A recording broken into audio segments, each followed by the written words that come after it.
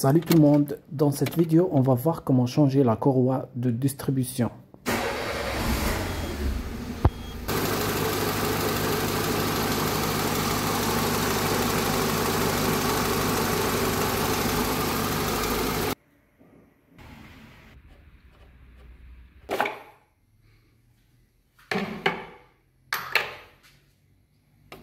Voici donc notre courroie qu'on va changer.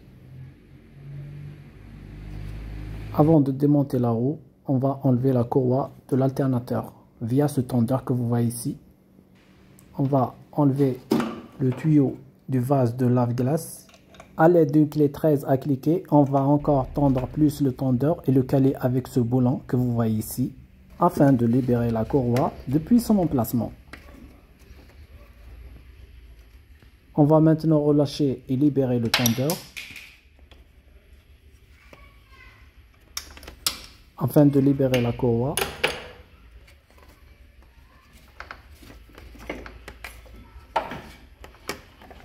Et voilà.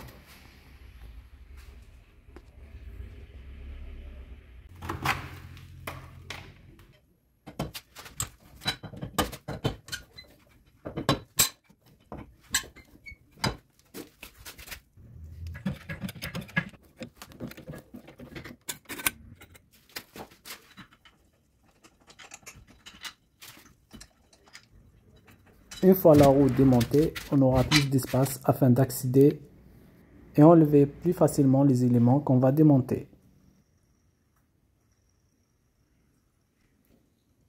Et c'est une occasion pour changer les galets usés.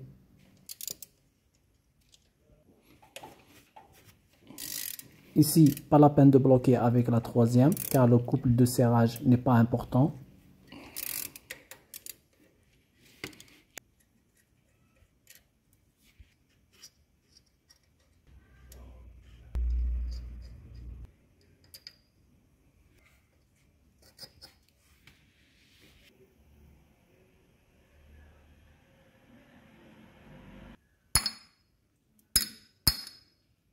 Ici, il y a deux petites bavures qu'on va nettoyer.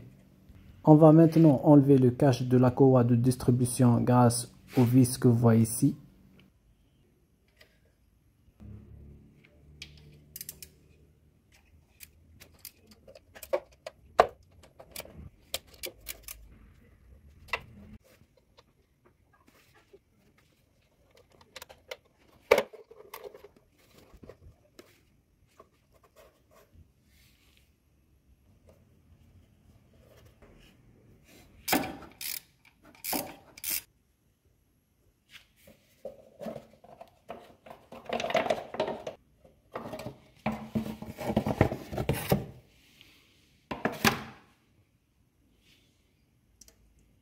Et ça peut arriver que la courroie soit un peu relâchée par ce côté, car un des cycles des pistons n'a pas terminé sa course.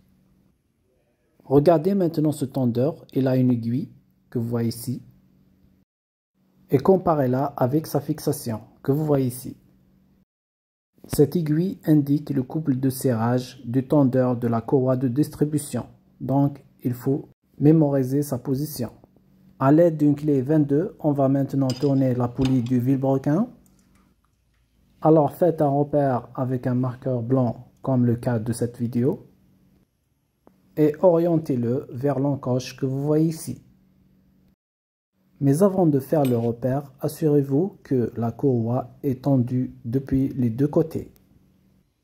On va maintenant passer à l'étape supérieure, c'est-à-dire le repérage de la poulie de l'arbre à cam. Faites un repère sur la dent et faites un repère sur la surface de la culasse qui est en face.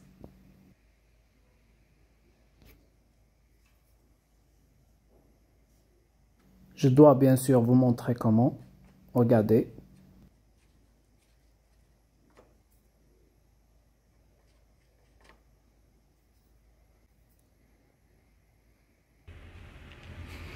Une fois le repère effectué, on va maintenant desserrer le tendeur de la courroie de distribution.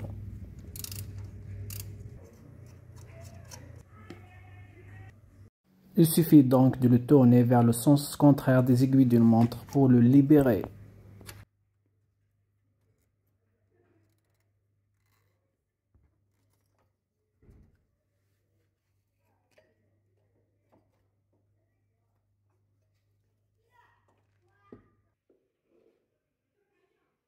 Voici maintenant la nouvelle courroie de distribution avec sa référence.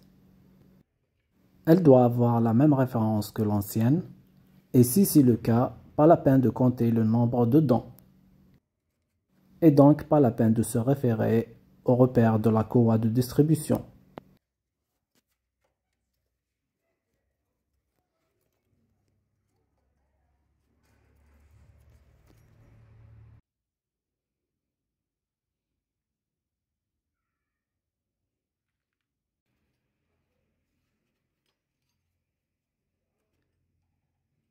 Vérifiez que la courroie est bien positionnée sur tous les tendeurs et libérez-la là où elle est coincée et pour pouvoir la remettre facilement et ainsi éviter tout mouvement des poulies.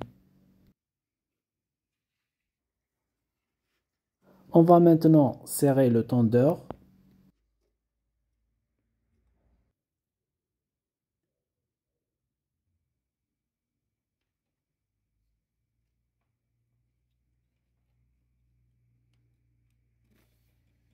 Mais avant, vérifiez que tous les repères ne sont pas bougés et de toujours vérifier que la courroie soit bien mise en place. Maintenant, à l'aide d'une clé Allen, on va serrer le tendeur vers le sens des aiguilles d'une montre.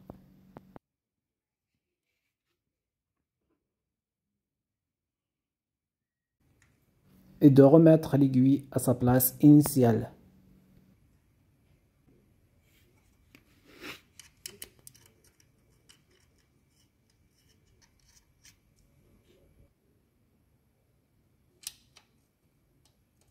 Reste plus qu'à serrer l'écrou.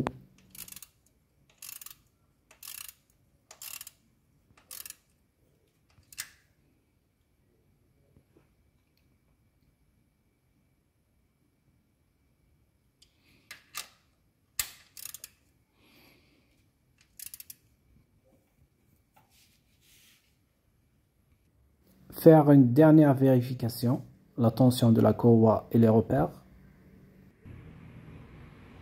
Maintenant, à l'aide d'une clé, on va tourner la poulie du vilebrequin. On va effectuer 2 rotations manuellement pour voir et s'assurer qu'il n'y a pas de blocage. S'il y a de blocage, il faut vraiment revérifier.